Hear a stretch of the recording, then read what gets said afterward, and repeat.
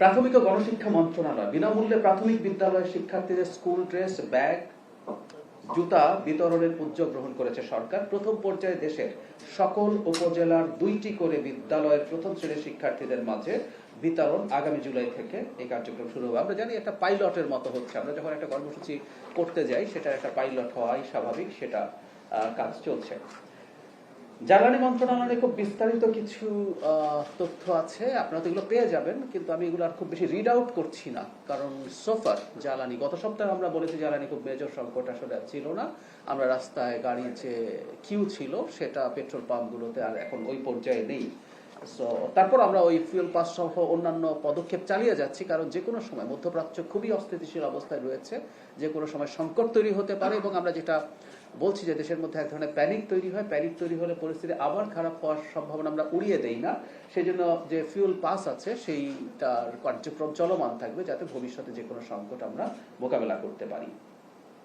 জ্বালানি মজুদ 2 মেতে diesel 2,34,965 metric ton, octane 34,734 metric ton, petrol 19,306 metric ton, furnace oil 27,302 metric ton, jet fuel 32,831 metric ton যথেষ্ট পরিমাণ জ্বালানি মজুদ আছে। আমরা এই কথাটা সব সময় বলার চেষ্টা করেছি। আমি আবার একটু বলি, ওই সংকটের সময়টাতে আসলে চাহিদা 4-5 গুণ বেড়ে গিয়েছিল, কারণ মানুষ আতঙ্কে তেল সংরক্ষণ করতে চাইছিলেন। আমি ব্যবসার ব্যাপারটা সরিয়ে রেখেও বলছি।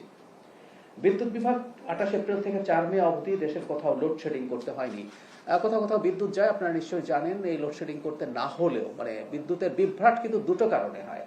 একটা হচ্ছে আমি যথেষ্ট উৎপাদন করতে পারিনি, এই সংকট থাকে। আর কখনো কখনো যেটা আমাদের সঞ্চালন সম্পর্কে সংকট হয়, আপনারা জানেন যে সঞ্চালন লাইনে সমস্যা হয়েছে, সেখানে কোনো ত্রুটির কারণে কোথাও কোথাও বিদ্যুতের সংকট হয়েছে, কখনো কখনো কোনো বিদ্যুৎ কেন্দ্র সংকটে পড়েছে।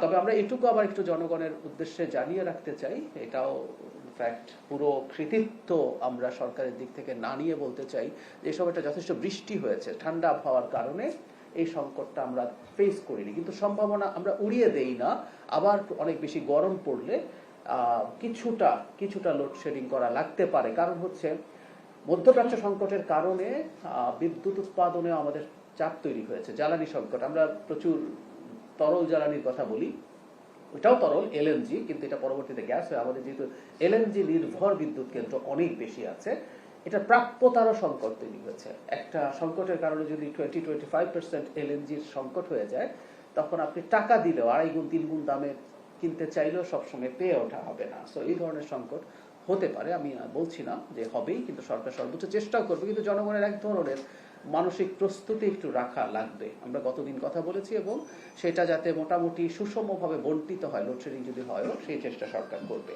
লোকাল গভর্নমেন্ট ইলেকশন সম্পর্কে আমাদের মাননীয় মন্ত্রী জানিয়েছেন খুব দ্রুতই এই ব্যাপারে কাজ হবে।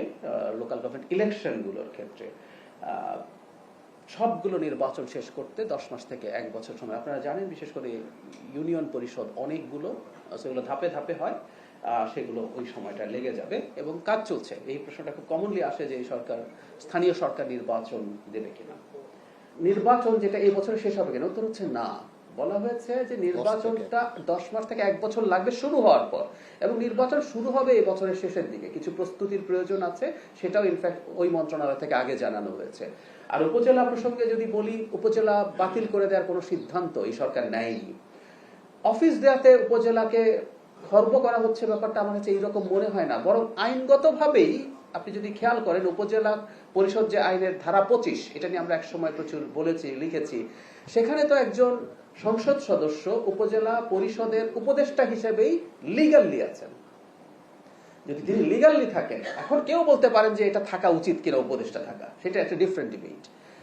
অফিস রাখার মাধ্যমে আসলে সেটাকে যে নতুন করে অনেক বেশি খারাপ করে ফেলা হলো, মোটেও ব্যাপারটা সেরকম না। কারণ আমরা যদি এভাবে তর্কটা বা যুক্তিটা দেই যে একজন এমপি যেহেতু উপজেলা পরিষদের উপদেষ্টা, তার তো উপজেলা পরিষদে একটা অফিস থাকা উচিতই। আবারও বলছি, এই আলাপ সমাজে আছে, কেউ করতে পারেন যে তারা আদৌ উপদেষ্টা থাকা উচিত কিনা। সো উপজেলাকে নিয়ে সরকারের এই ধরনের কোনো এটাকে খাটো করা বা আরো বেশি অক্ষম করে তোলার কোনো পরিকল্পনা সরকারের নেই।